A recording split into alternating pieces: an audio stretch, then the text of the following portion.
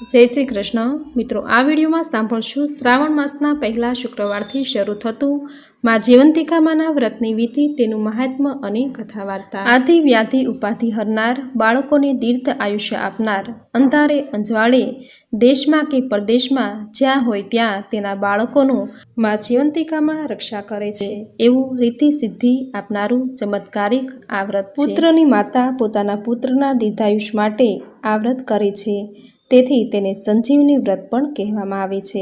આ વ્રતનો આરંભ શ્રાવણ મહિનાના પહેલા શુક્રવારથી અથવા તો જો પહેલા શુક્રવારે ન થઈ શકે તો શ્રાવણ મહિનાના કોઈ પણ શુક્રવારે કરી શકાય છે। જીવંતિકામાનો અર્થ જીવાડનારી એવો પણ થાય છે, તેથી જીવંતિકા માતાના વ્રતનો મહિમા અપરંપાર છે। આ વ્રત સૌભાગ્યવતી સ્ત્રી તથા કુમારિકા બહેનો અને વિધવા સ્ત્રી પણ પોતાના પુત્રના સુખ તથા દીર્ઘાયુષ્ય માટે કરી શકે છે। જે બહેનો વૈભવલક્ષ્મી માનું વ્રત કરતી હોય અથવા તો સંતોષી માના શુક્રવાર કરતી હોય તે બહેનો પણ માતા જીવંતિકાનું વ્રત કરી શકે છે। આ દિવસે વ્રત કરતી બહેનોએ સવારમાં વહેલા ઉઠી સ્નાન વગેરેથી પરવારી 5 દિવેટવાળો દીવો પ્રગટાવો, પછી ભક્તિભાવપૂર્વક જીવંતિકામાની પૂજા વંદના કરવી। આ વ્રત કરતી વખતે હંમેશા લાલ રંગના કપડાં જ પહેરવા જોઈએ, બીજા કોઈ પીળા કે વાદળી રંગના વસ્ત્રો ન પહેરવા। ઘરમાં જો બીજા પહેરે તો તેનો વાંધો નહીં, માત્ર વ્રત કરનારી બહેનોએ જ લાલ રંગના વસ્ત્રો ધારણ કરવા। વ્રતની વિધિમાં જ્યાં પૂજા કરવાની હોય ત્યાં લાકડાનો પાટલો કે બાજટ ઢાળવો, તેના પર લાલ રંગનું વસ્ત્ર પાથરવું, માતા જીવંતિકાના ફોટો કે પછી જો મૂર્તિ હોય તો તેની સ્થાપના કરવી। કંકુ, ચોખા, અબીલ, ગુલાલ, ફૂલ, અગરબત્તી, ધૂપ વગેરેથી પૂજા કરવી।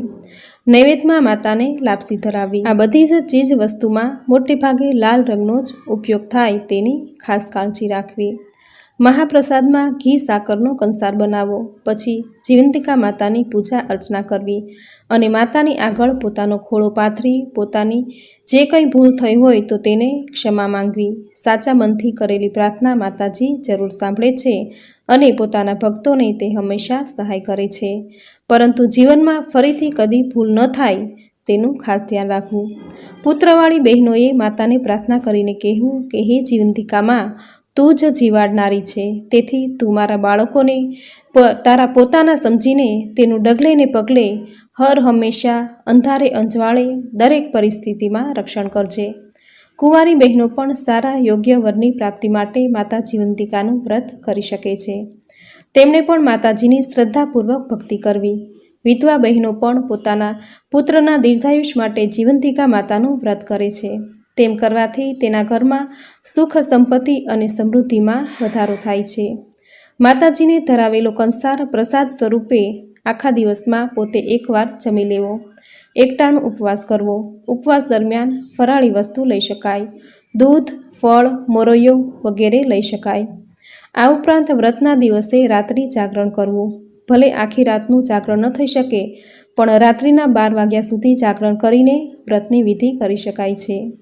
આ સમયે માતાજીના ગરબા ગાવા, માતાજીની કથા વાર્તા સાંભળવી અને જો વાંચતા ન આવડતું હોય તો બીજાની પાસે વંચાવી તથા આ વિડીયો દ્વારા તમે જીવંતિકા માના વ્રતની કથા સાંભળી શકો છો। વ્રતના દિવસો દરમિયાન તન મનથી પવિત્ર રહેવું, કોઈ પણ ની નિંદા કે ખોટી પાપની વાતો કરવી નહીં, ખરાબ બોલવું નહીં, ક્રોધ કરવો નહીં, પણ હંમેશા આનંદમાં જ રહેવું। ઘરના કામકાજ કરતી વખતે પણ માતાજીનું નામ સ્મરણ કરતા રહેવું। જીવંતિકા માનું વ્રત કરનારી બહેનથી લીલા કે પીળા કપડાં પહેરાય નહીં, ઘરેણાં પણ પીળા ન પહેરવા તેનું પણ ધ્યાન રાખવું। આમ છતાં પણ જો કદાચ કોઈ ભૂલ થઈ જાય તો તેનો બહુ શોક કરવો નહીં, કારણ કે માતાજી જે કોઈ તેની પૂરી શ્રદ્ધા અને ભક્તિથી પૂજા કરે છે તેની પૂજા સ્વીકારી લે છે। કોઈ પણ દોષ માતાજી લેતા નથી। માતાજી તો દયાના સાગર છે, તે તેના ભક્તોને હંમેશા માફ જ કરી દે છે। આથી ખોટા વહેમ કે અંધશ્રદ્ધામાં ન માનવું। શ્રાવણ માસના શુક્રવારથી આ વ્રત શરૂ કરવું। વ્રત કરનારે લાલ રંગના જ વસ્ત્રો પહેરવા, પીળા કે લીલા વસ્ત્ર ન પહેરવા। ઘરેણાં પીળા રંગના હોય તો એ જો પહેરેલા હોય તો કાઢવા નહીં, પરંતુ નવા ઘરેણાં ન પહેરી શકાય। લીલા પીળા મંડપ નીચેથી પસાર થવું નહીં। ચોખાના પાણીને ઓળંગવું નહીં। પૂજાના ફૂલ, ધૂપ, દીપ, ચોખાથી પૂજન કરવું। 5 દીવાની આરતી કરવી, સ્તુતિ કરવી અને ક્ષમાપના કરવી। એકટાણું કરવું, માતાજીને ધરાવેલ કંસાર એક વખત જમવો, જાગરણ કરવું, માતાજીનો પાઠ કરવો, સાંભળવો, બ્રહ્મચર્ય પાળવું, પવિત્ર રહેવું અને અસત્ય બોલવું નહીં. 5, 7 કે 9 વર્ષે ઉજવણું કરવું. એક સુહાગણ, એક કુમારિકા અને એક બટુકને જમાડી દાન દક્ષિણા આપવી. સૌભાગ્યનો શણગાર, વસ્ત્ર વગેરે યથાશક્તિ ભેટ આપવી. ઉજવણું કર્યા પછી જીવન પર્યંત પણ આ વ્રત કરી શકાય છે અને એકવાર ઉજવણું કર્યા પછી બીજી વાર ફરીથી ઉજવણું કરવાની જરૂર નથી. પૂજન વિધિ માટે કોઈ વિદ્વાન બ્રાહ્મણની જરૂર નથી. બહેનો પોતે પણ પૂજન વિધિ કરી શકે તેવી એકદમ સહેલી આ વિધિ છે. વ્રતનું ઉજવણું 5, 7 કે 9 વર્ષે કરી શકાય અને શ્રાવણ માસના પહેલા શુક્રવારે કે કોઈ પણ માસના શુક્રવારે પણ કરી શકાય છે. ઉજવણામાં જેમને જમવાનું આમંત્રણ આપ્યું હોય તો તેમને મિષ્ટાન, દાળ ભાત, શાક, અથાણા, સંભાર, રાયતા વગેરે બનાવીને જમાડી શકાય. તેમાં ખટાશ પણ ઉમેરી શકાય છે. આવી રીતે ઉજવણું કર્યા બાદ જિંદગી પર્યંત પણ આ વ્રત કરી શકાય છે. તો મિત્રો, આ હતું જીવંતિકા માના વ્રતનું મહાત્મ્ય, તેની પૂજન વિધિ અને કેવી રીતે ઉજવણું કરવું. હવે સાંભળશું મા જીવંતિકાના વ્રતની કથા. બોલો જીવંતિકા માતાની જય. એક નગર હતું. નગરનો રાજા ખૂબ જ દયાળુ અને પ્રજાપાલક હતો. તે પોતાની પ્રજાને પુત્રની માફક જાળવતો. પ્રજા સુખી તો પોતે સુખી અને પ્રજા દુઃખી તો પોતે દુઃખી તેવું તે માનતો. આ રાજાને ત્યાં દોમ સાહેબી, પરંતુ ભગવાને તેને ઘેરે શેર માટીની ખોટ મૂકી. તેથી ચિંતામાં ને ચિંતામાં રાજા રાણી બંને સુકાતા જતા. એક વખત રાણી રાજમહેલમાં ઉદાસ મને બેઠા હતા. ત્યાં તેની દાસી આવી. દાસીએ રાણીને ઉદાસ જોઈ પૂછ્યું કે હે રાજમાતા, આજે તમે ઉદાસ કેમ બેઠા છો? તમારી ઉદાસીનું કારણ મને નહીં કહો? ત્યારે રાણીએ કહ્યું કે દાસી, પ્રભુએ મને ઘણી ધન દોલત આપી છે, પરંતુ તેનો વાપરનાર નથી આપ્યો, તેથી મને ખૂબ ચિંતા થાય છે. આ સાંભળી દાસીએ કહ્યું કે રાણીજી, આપ મારું કહ્યું માનશો તો તમને એક વાત કહું. આજથી તમે સગર્ભા છો તેવું જાહેર કરો અને પછીનું બધું જ હું સંભાળી લઈશ. આ દાસી ગામમાં સુયાણીનું કામ કરતી હતી. આથી ગામમાં કયા વખતે કોને સુવાવડ આવવાની છે તેની તેને બધી જ ખબર રહેતી. રાણીને 9 માસ પૂરા થતાં એક બ્રાહ્મણના ઘેરે જન્મેલું બાળક લાવી આપ્યું અને રાણીની ગોદમાં સુવડાવી દીધું અને સવારના પહોરમાં વધામણી આપી કે રાણીને પુત્ર જન્મ્યો છે. તેથી રાજાએ તો ગરીબ અને બ્રાહ્મણોને અન્નદાન, વસ્ત્રદાન વગેરે છૂટે હાથે આપવા માંડ્યું અને પુણ્યના માર્ગે પ્રભુએ આપેલા પૈસા વાપરવા માંડ્યા. આખા નગરમાં ખૂબ જ આનંદ વર્તાઈ ગયો. નગરમાં મીઠાઈઓ વહેંચાઈ અને ખૂબ જ ધામધૂમ મચી ગઈ. જ્યારે બીજી બાજુ સુયાણીના કાવતરાથી બ્રાહ્મણીના ઘરમાં રોકકળ મચી ગઈ, કારણ કે પોતાનું બાળક કોઈક ઉપાડી ગયું હતું.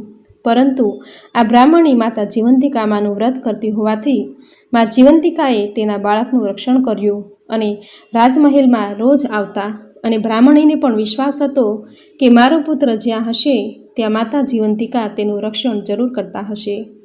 આ બાજુ બ્રાહ્મણનો પુત્ર રાજમહેલમાં રાજકુમાર તરીકે દિવસે દિવસે મોટો થવા લાગ્યો. રાજકુમાર બધી જ વિદ્યામાં ખૂબ જ પ્રવીણ હતો. સમયે રાજાનું અવસાન થતાં તેના પિતાનું રાજ્ય તેને મળ્યું. તે પણ પોતાના પિતાની જેમ પોતાની પ્રજાને પુત્રની માફક સાચવતો. તેણે પોતાના પિતાનું શ્રાદ્ધ કરાવવા ગયાજી જવાનો વિચાર કર્યો. તેથી તેની માતાની રજા લઈ પિતાનું શ્રાદ્ધ કરવા ગયાજી ચાલી નીકળ્યો. તે ચાલતા ચાલતા જ્યાં રાત પડતી ત્યાં વિસામો લેતો અને સવારે આગળ ચાલી નીકળતો. એક દિવસ એક ગામમાં રાત પડી. તેણે ગામમાં રહેવાનો વિચાર કર્યો. તે તો ગામમાં જઈ એક શેઠને ત્યાં જઈ સાદ કર્યો કે કોઈ ઘરમાં છે કે નહીં. ત્યારે મકાન માલિક બહાર આવી અને પૂછે છે કે ભાઈ તું કોણ છે, ક્યાંથી આવે છે? ત્યારે રાજકુમાર બોલ્યો કે હું એક અજાણ્યો મુસાફર છું. રસ્તામાં રાત પડી ગઈ હોવાથી તમારા ગામમાં રાત રહેવાનો વિચાર કર્યો અને તમારા ઘેર આવીને સાદ પાડ્યો. આજની રાત મને અહીં રહેવા દો તો તમારી મોટી મહેરબાની થશે. હું ઉજ્જૈન નગરીથી આવું છું, સવારે ચાલ્યો જઈશ. શેઠ કહે કે ખુશીથી રહો ભાઈ, આ તમારું જ ઘર છે. એમ કહીને તેનો સત્કાર કર્યો અને તેને જમવા રસોઈ બનાવી જમાડ્યો અને બહાર ઓટલા પર પથારી કરી આપી. આથી રાજકુમાર થાક્યો પાક્યો હતો, તેથી ઘસઘસાટ ઊંઘી ગયો. આ બાજુ વાણિયાની વહુને સુવાવડ આવી હોવાથી તેના દીકરાની છઠ્ઠી હતી. અગાઉ વાણિયાના કુખે જન્મેલ દરેક બાળક 7મા દિવસની સવારે મરણ પામતા. આથી તેઓ ચિંતિત અવસ્થામાં સૂતા હતા. એમ કરતાં કરતાં તેઓ પણ ઊંઘી ગયા. મધ્યરાત્રિએ વિધાતા વાણિયાના છોકરાના લેખ લખવા આવ્યા ત્યારે બહાર સૂતેલ રાજકુમારનું માતા જીવંતિકા ઓશિકે ઊભા રહીને રક્ષણ કરતા હતા. તેમણે વિધાતાને રોકીને કહ્યું કે બહેન, અત્યારે મધ્યરાત્રિએ તારું આગમન કેમ થયું? ત્યારે વિધાતાએ કહ્યું કે વાણિયાને ત્યાં દીકરો આવ્યો છે, તેથી આજે છઠ્ઠી છે તેના લેખ લખવા આવી છું. ત્યારે માતાજીએ પૂછ્યું કે બહેન, તેના લેખમાં તું શું લખીશ? વિધાતાએ કહ્યું કે આ છોકરો સવારે મરણ પામશે. ત્યારે જીવંતિકામાએ કહ્યું કે જ્યાં મારી હાજરી હોય ત્યાં કોઈનું અમંગળ ન થાય, માટે તારે તેનું દીર્ઘાયુષ્ય લખવું પડશે. ત્યારે વિધાતાએ કહ્યું કે મારે તેના લેખમાં જે લખવું હોય તે જ લખવું પડે. માટે માતાજી બોલ્યા કે તારી ઈચ્છા કદી પૂરી થશે નહીં, તારે દીર્ઘાયુષ્ય તો લખવું જ પડશે. વિધાતાએ જીવંતિકામાના કહેવાથી બાળકનું દીર્ઘાયુષ્ય લખ્યું. સવારે વાણિયાના ઘરના ઉઠ્યા ત્યારે પોતાના બાળકને જીવતું જોયું, તેથી તેઓ સૌ ગાંડા ઘેલા થઈ ગયા. આની પહેલાં જન્મેલા દરેક બાળક 7મા દિવસના સવારે મરણ પામતા હતા. તેઓ પોતાના ઘેર આવેલા મુસાફરને સારા પગલાંનું ગણવા લાગ્યા. આથી તેઓ ખૂબ જ આદર સત્કાર તેનો કર્યો અને રાજકુમારે જવાની રજા માંગી ત્યારે તેને રહેવા માટે ખૂબ આગ્રહ કર્યો. ત્યારે રાજકુમારે કહ્યું કે હું મારા પિતાજીનું ગયાજી શ્રાદ્ધ કરવા જાઉં છું. હું જ્યારે મારા દેશમાં પાછો જઈશ ત્યારે તમારા ઘેરે જરૂર આવીશ. અને રાજકુમાર તો ચાલતો થયો. તે ગયાજી પહોંચી તેના પિતાનું શ્રાદ્ધ આપે છે ત્યાં તેને પાણીમાં એકને બદલે 2 હાથ દેખાય છે. તેનું રહસ્ય તેને સમજાતું નથી. પંડિતોને કારણ પૂછ્યું તો તેઓ ચૂપ રહ્યા. રાજકુમારે ખૂબ જ આગ્રહ કર્યો ત્યારે પંડિતોએ કહ્યું કે 1 હાથ કોઈ દેવીનો હોય તેવું લાગે છે. રાજકુમારે શ્રાદ્ધ કર્યા બાદ લગભગ 1 વર્ષ જેટલો સમય તીર્થયાત્રામાં ગાળ્યો અને પછી ઘેર જવા નીકળ્યો, પરંતુ મનમાં પેલા 2 હાથની શંકા જતી નથી. એક પછી એક ગામ વટાવતો પેલા વાણિયાના ગામમાં આવ્યો અને વાણિયાના ઘેર ગયો. ત્યારે પણ તેની પત્નીને બીજો પુત્ર જન્મ્યો હતો. તેની છઠ્ઠી હતી. વિધાતા આજે લેખ લખવા આવવાના હતા. ખરા સમયે રાજકુમારને આવેલો જોઈ વણિક શેઠ તો ગાંડો ઘેલો થઈ ગયો. તેણે રાજકુમારનો આદર સત્કાર કર્યો. રાજકુમાર રાત્રે ઘરના ઓટલા પર પથારી કરી સૂતો હતો અને માતા જીવંતિકા રાજકુમારનું રક્ષણ કરતા હતા. આજે પણ વિધાતા દેવી છઠ્ઠીના લેખ લખવા આવ્યા હતા. ત્યારે માતાજીએ આડું ત્રિશૂળ ધર્યું અને પૂછ્યું કે આજે કેમ તારું આગમન અહીંયા છે? ત્યારે વિધાતા દેવીએ કહ્યું કે આજે વાણિયાના દીકરાની છઠ્ઠી છે, તેથી લેખ લખવા આવી છું. પણ મોટી બહેન, આજે તમને અહીંયા જોઈને મને ખૂબ જ નવાઈ લાગી છે. તમારું અહીંયા હાજર રહેવાનું મને કારણ કહો. ત્યારે જીવંતિકામાએ કહ્યું કે બહેન, આ રાજકુમાર સૂતો છે તેની માં મારું વ્રત કરે છે અને જે સ્ત્રી શ્રદ્ધાપૂર્વક વ્રત કરે છે તેના બાળકનું રક્ષણ કરવાની મારી ફરજ છે. આથી મારી હાજરી અહીંયા છે. પરંતુ બહેન, તું મને કહે કે છોકરાના લેખમાં તું શું લખવાની છે? ત્યારે વિધાતા દેવીએ કહ્યું કે તેના લેખમાં એવું આવે છે કે સવારે બાળક મૃત્યુ પામશે. ત્યારે જીવંતિકામાં બોલ્યા કે જ્યાં મારી હાજરી હોય ત્યાં અશુભ કંઈ ન હોય, એટલે તારે દીર્ઘાયુષ્ય લખવું જ પડશે. આ વાતચીત સૂતેલો રાજકુમાર જાગી જઈ સાંભળતો હતો. વિધાતા દેવીએ કહ્યું કે બહેન, તમારા વ્રતનો પ્રભાવ તો જોયો, પણ તે વ્રતની વિધિ કહો. ત્યારે માતાજી બોલ્યા કે સૌભાગ્યવતી સ્ત્રીઓ શ્રાવણ માસના પહેલા શુક્રવારે અથવા તો કોઈ પણ શુક્રવારે સવારે અડચણ હોય તો બીજા શુક્રવારે સવારે નાહી ધોઈને પીળા વસ્ત્રો કે ઘરેણાં પહેરે નહીં, ચોખાના ઓસામણને ઓળંગે નહીં, 5 દિવેટનો દીવો કરી મારું પૂજન કરે અને આખો દિવસ ઉપવાસ કરે અથવા તો એકટાણું કરે. તેના બાળકનું હું સદા રક્ષણ કરું છું, પણ તું વાણિયાના છોકરાનું દીર્ઘાયુષ્ય લખવાનું ભૂલતી નહીં. વિધાતા દેવી વાણિયાના બાળકનું દીર્ઘાયુષ્ય લખ્યું અને બીજા દિવસે વાણિયાના ઘરના જાગ્યા ત્યારે બાળક તેની માની સોળમાં શાંતિથી નિદ્રા લઈ રહ્યો હતો. આ જોઈને વાણિકના ઘરનાને ખૂબ જ હર્ષ થયો અને મનમાં એવો વિશ્વાસ બેસી ગયો કે આવેલા મહેમાન સારા પગલાંનું હોવાથી આપણા ઘરમાં અશુભ થતું રહી ગયું, આપણો બાળક જીવતો રહ્યો. સવારે રાજકુમારે જ્યારે પોતાના ઘેર જવાની રજા માંગી ત્યારે વાણિયાએ રોકાઈ જવા ખૂબ આગ્રહ કર્યો, પણ વણિકની રજા લઈ પોતાના નગરમાં જવા રવાના થયો અને સાંજે પોતાના મહેલે આવ્યો. ત્યાં સુધી તેના મનમાં જીવંતિકામાં અને વિધાતા દેવીને વચ્ચે થયેલો વાર્તાલાપ રમતો હતો અને તેથી જ તે મહેલે જઈ પરત પોતાની માતાને પહેલો પ્રશ્ન એ પૂછ્યો કે માં, તમે કોઈ વ્રત કરો છો? ત્યારે રાજમાતાએ કહ્યું કે બેટા, હજુ સુધી તો મેં કોઈ વ્રત કર્યું નથી. ત્યારે રાજકુમારના મનમાં વિચાર આવ્યો કે આ મારી જન્મદાતા માં નથી. તેણે પોતાની જન્મદાતા માને શોધવા એક યુક્તિ કરી. શ્રાવણ માસનો પ્રથમ શુક્રવાર આવતા તેણે આખા નગરમાં ઢંઢેરો પીટાવ્યો કે આજે સાંજે 5 વાગે રાજમહેલમાં જમણવાર હોવાથી દરેક સ્ત્રીઓએ ખાસ પીળા રંગના વસ્ત્રો પહેરીને જમવા આવવું. સાંજે બધા જમવા આવ્યા. રાજકુમાર પ્રવેશદ્વાર પાસે આરામ ખુરશીમાં બેઠા બેઠા ધ્યાન રાખે છે કે પીળા વસ્ત્રો કોણે નથી પહેર્યા. બધા જમીને જતા રહ્યા, છતાંય પીળા રંગ વગરના કપડાવાળી સ્ત્રી જોવામાં નહીં આવતા તેણે ગામમાં સિપાઈ મારફત તપાસ કરાવી કે આજે જે ગામમાંથી જમવા ન આવ્યું હોય તેને અહીં લઈ આવો. થોડીવાર બાદ એક સિપાઈ આવી કહેવા લાગ્યો કે એક બ્રાહ્મણ સ્ત્રી જમવા નથી આવી. તે કહે છે કે શ્રાવણ માસના પહેલા શુક્રવારે હું વ્રત કરતી હોવાથી પીળા વસ્ત્રો પહેરતી નથી, તેથી હું જમવા નહીં આવી શકું. ત્યારે રાજકુમારને લાગ્યું કે જરૂર આ બ્રાહ્મણી જ મારી માતા હોવી જોઈએ. તેમણે સિપાઈ જોડે લાલ રંગના વસ્ત્રો મોકલ્યા અને તેને પહેરીને જીવંતિકામાનું નામ લઈ જમણવારમાં આવવા માટે આમંત્રણ આપ્યું. અને પેલી બ્રાહ્મણી જમણવારમાં આવવા માટે નીકળી. રાજમહેલમાં પ્રવેશદ્વાર પાસે પહોંચી રાજકુમાર આરામ ખુરશીમાં બેઠો હતો. તેને જોતાં જ તેના થાનમાંથી દૂધની શેર છૂટી અને રાજકુમારના મોઢામાં જઈને પડી. તરત જ રાજકુમાર માં કહીને તેને ગળે વળગી પડ્યો. પછી તે પોતાની માતાને મહેલમાં લઈ ગયો અને કહ્યું કે માં, તું મારી જન્મદાતા છે, આજથી તારે મારા મહેલે રહેવાનું. આમ કહી પોતે ગયાજી ગયો હતો અને માં જીવંતિકા અને માં વિધાતા દેવી વચ્ચે થયેલી વાત કહી સંભળાવી. બ્રાહ્મણીને હવે ખ્યાલ આવી ગયો કે દાયણે કપટ કરી પોતાની ગોદમાંથી બાળકને ઉઠાવી રાણીની ગોદમાં સુવાડી દીધું અને દાયણે રાણીને પુત્ર ન હોવાથી ધનની લાલચે આ કામ કર્યું હશે તેવું તેના મનમાં થયું. પરંતુ જે થયું તે સારા માટે જ થયું, કારણ કે આજે તેનો પુત્ર ઘેર હોત તો મોટો રાજા ન બની શક્યો હોત અને માતા જીવંતિકાને પ્રતાપે તેનો પુત્ર મોટો રાજા બન્યો. માતા પુત્રનું મિલન થયું. આ વાત રાણીને પૂછતા આ વાત સાચી છે તેમ કહી બતાવ્યું. જીવંતિકા માતાનો આવો પ્રભાવ નજરે જોઈને ગામની દરેક સ્ત્રીઓએ જીવંતિકા માનું વ્રત કરવા તૈયાર થઈ અને રાજકુમારની માતા બ્રાહ્મણીને કહેવા લાગી કે બહેન, અમારે પણ આ જીવંતિકા માનું વ્રત કરવું છે, તો તેની વિધિ કહો. બ્રાહ્મણીએ કહ્યું કે બહેન, તમે ઘણી જ ખુશીની વાત કહી કે જુઓ, જીવંતિકા માતાનું વ્રત શ્રાવણ માસના પ્રથમ શુક્રવારે કરવામાં આવે છે. આ દિવસે પીળા વસ્ત્રો કે ઘરેણાં પહેરવા નહીં, ચોખાનું ધોવરામણ ઓળંગવું નહીં, સવારે વહેલા ઉઠી નાહી ધોઈ પવિત્ર થઈ માતા જીવંતિકા માના નામનો 5 દિવેટનો દીવો કરવો, માનું ધ્યાન ધરી અને પૂજન કરવું, પોતાના બાળકનું રક્ષણ કરવા માટે માતા જીવંતિકા માને પ્રાર્થના કરવી. ત્યારબાદ સાકર નાખેલો કંસાર ધરાવી તે ધરાવેલા કંસારનું એક ટાણું ભોજન કરવું. આ વ્રત 9 વર્ષ સુધી શ્રાવણ માસના પ્રથમ શુક્રવારે કરવાથી વધારે ફળ આપે છે.